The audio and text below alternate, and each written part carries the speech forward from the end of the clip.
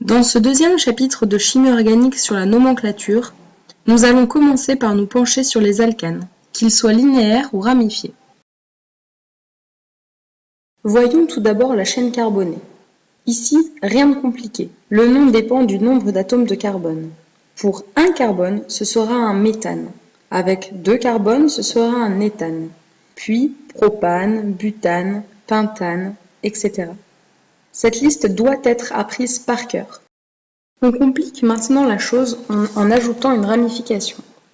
La molécule suivante présente une chaîne carbonée principale, c'est-à-dire la chaîne carbonée la plus longue, et une ramification. La chaîne la plus longue est présentée en rouge. Il faut maintenant numéroter cette chaîne de manière à ce que la ramification corresponde au chiffre le plus petit. Ici, il faut donc commencer à numéroter en partant de la droite de la molécule. Il y a 8 carbones en tout sur la chaîne carbonée principale. Ce sera donc un octane.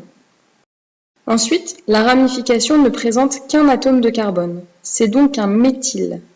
Ce suffixe « il » est réservé aux ramifications. Ce méthyle est présent en position 4.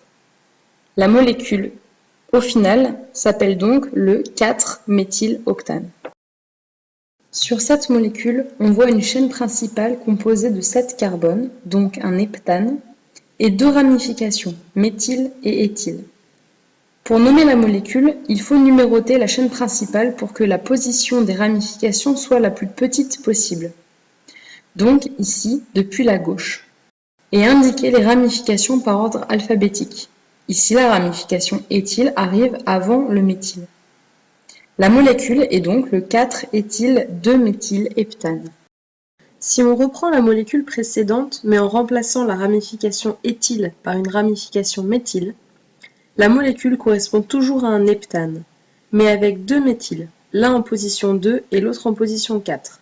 C'est donc un 2,4-diméthylheptane. Attention à ne pas oublier le préfixe di, qui indique qu'il y a bien 2 ramifications identiques, méthyle ici. S'il y en avait 3, on mettrait un préfixe tri, puis tétra, etc. Voilà, les molécules simples qui ne comportent que des carbones et sans insaturation, c'est bon. Un petit test pour finir tout de même. Comment se nomme cette molécule ?